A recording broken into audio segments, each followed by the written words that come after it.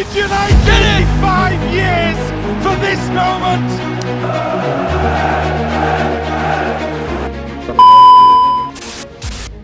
Kangking kangkung, Manchester United digulung.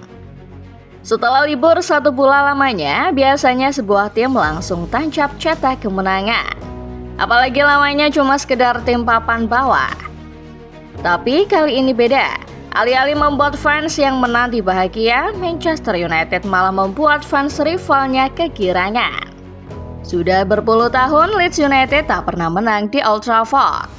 Seharusnya ini jadi kesempatan emas buat setan merah cetak poin. Apalagi setelah libur hampir 1 bulan. Namun apa yang terjadi? MU malah terkapar. Apa yang terjadi pada MU di laga ini? Apakah saking memang sengaja merendah? Di video kali ini Starting 11 Moment akan mengulas kekalahan MU dari Leeds United. Bagaimana MU bisa kalah meski sudah dapat libur panjang? Simak selengkapnya.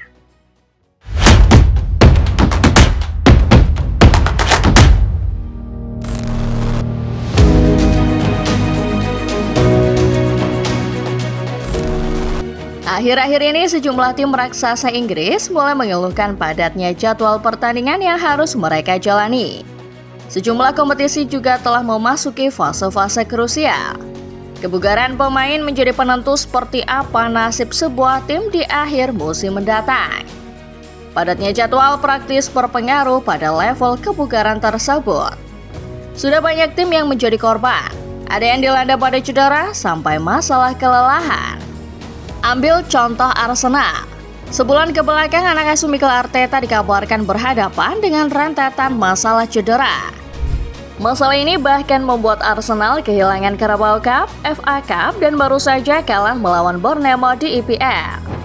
Namun, klub yang satu ini beda. Saat tim lain harus berjibaku menghadapi jadwal padat melelahkan serta cedera yang menjengkelkan, MU menikmati masa libur panjang. Terakhir kali MU bermain adalah pada 21 Maret 2026 melawan Bournemouth. Itu artinya sudah sekitar 24 hari MU libur dan tak punya pertandingan.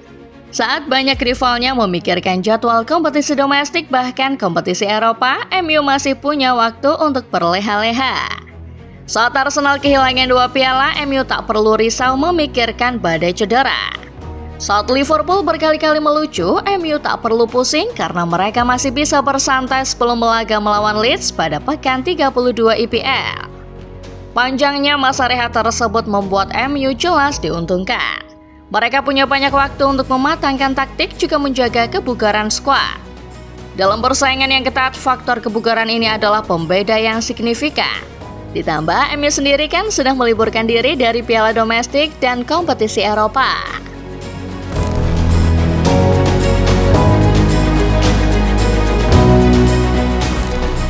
Sekedar info tambahan, sebelum memasuki masa libur panjang, Manchester United sebelumnya gagal meraih kemenangan dalam laga terakhir mereka melawan Bournemouth.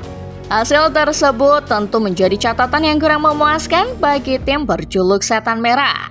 Kekalahan itu jelas membuat menang jadi harga mati buat MU di laga berikutnya.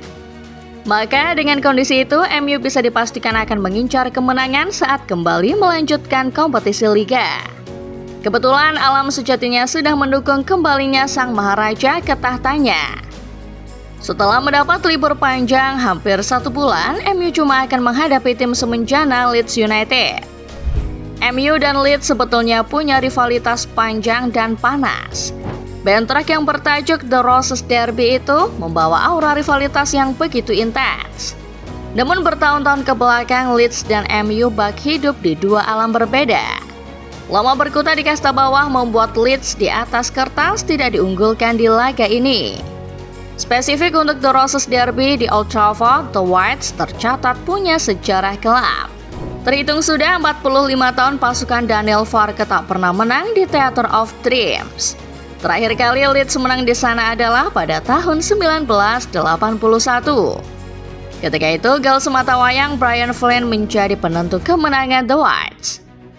Leeds musim ini juga masih berjibaku dengan zona degradasi. Hal itu membuat setan merah harusnya bisa menang mudah. Apalagi sejak ditukangi Michael Carrick, MU cuma menelan 1 kekalahan. Leeds sementara itu cuma memperoleh 1 kemenangan dalam rentang laga yang sama.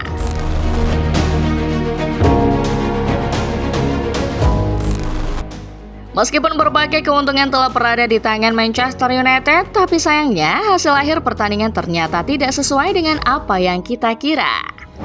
Alih-alih meraih kemenangan, MU malah dibikin merana dengan skor 2-1 dari tim semenjana. Hasil ini jelas lucu karena di atas kertas MU diunggulkan dari banyak aspek. Kekalahan MU atas Leeds menjadi sorotan banyak orang. Tapi bukan hanya soal skor akhir, sorotan juga tertuju pada satu keputusan kontroversial wasit. Pada menit ke-56, Lisandro Martinez tiba-tiba diganjar kartu merah. Bek asal Argentina itu dinyatakan bersalah melakukan tindakan kekerasan berupa menarik rambut Dominic Calvert-Lewin. Lewat tayangan ulang bisa dilihat bahwa kontak yang dilakukan Lisandro juga terlihat menarik tangannya kembali. Begitu menyadari bahwa ia memegang rambut Calvert-Lewin. Namun di mata wasit, kontak tetaplah kontak. Kartu merah keluar dari sak wasit yang membuat MU harus bermain dengan 10 orang. Keputusan itu lantas dikritik oleh banyak orang. Michael Carrick menyebut itu adalah keputusan mengejutkan. Bahkan secara gamblang, pria asal Inggris itu menyebut kartu merah tersebut sebagai salah satu keputusan terburuk yang pernah ia lihat. Padahal di momen lain, pemain Leeds juga terlihat memukul bagian kepala Lenioro. Rio Ferdinand juga mengkritik keputusan wasit itu. Ferdinand bahkan mengatakan kalau MU sepertinya dimusuhi oleh tim official pertandingan. Bahkan Jamie Carragher pun ikut mengkritik kartu merah tersebut.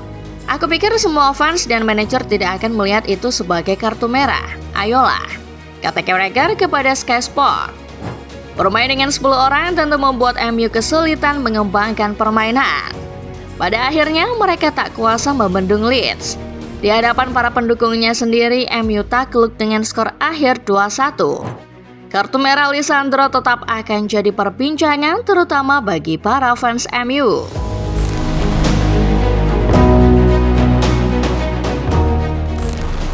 Kartu merah Lisandro memang merugikan MU.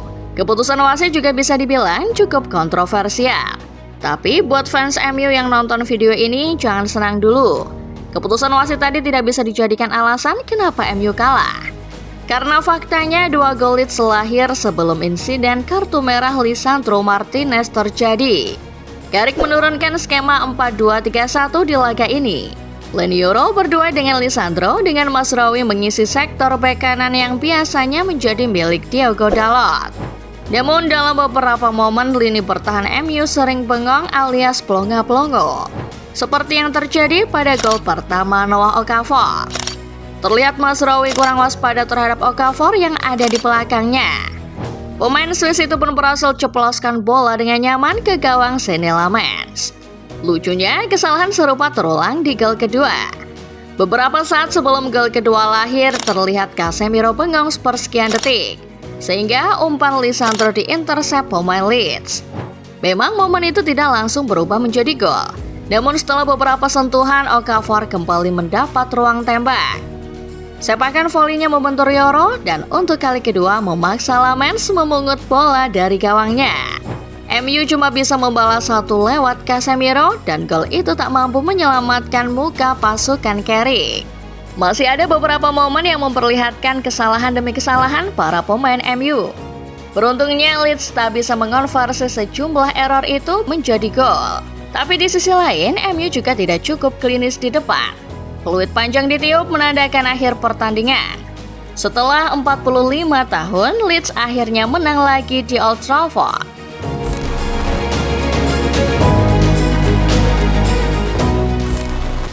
Libur panjang secara logika memang menguntungkan. Itu bisa jadi sarana memulihkan kebugaran tim sekaligus membangun persiapan matang untuk laga berikutnya. Namun dalam kasus MU, libur panjang justru lebih sering berubah jadi bencana.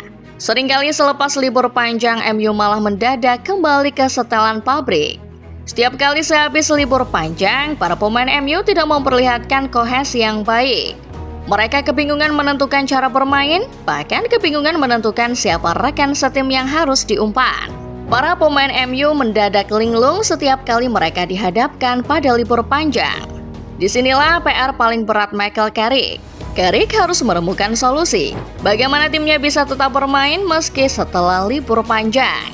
Masalahnya, kekalahan melawan Leeds sudah terlanjur kejadian. Ini membuat posisi MU di 3 besar berada dalam ancaman besar.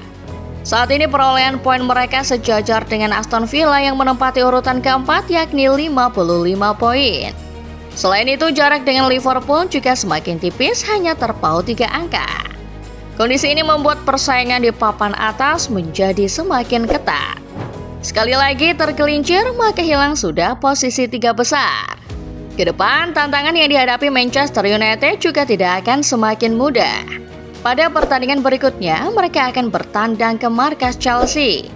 Setelah kalah dari City, El Profesor pastinya nggak akan mau mengalah begitu saja.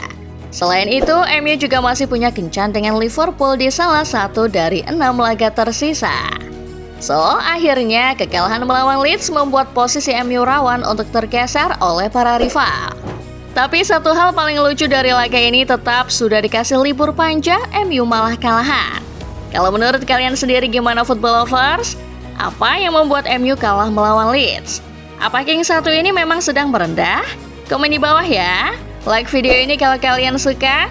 Subscribe channel Starting 11 Moment dan jangan lupa nyalakan notifikasinya. Supaya nggak ketinggalan setiap bahasan dan update-update seputar sepak bola lainnya setiap hari. Terima kasih dan sampai jumpa.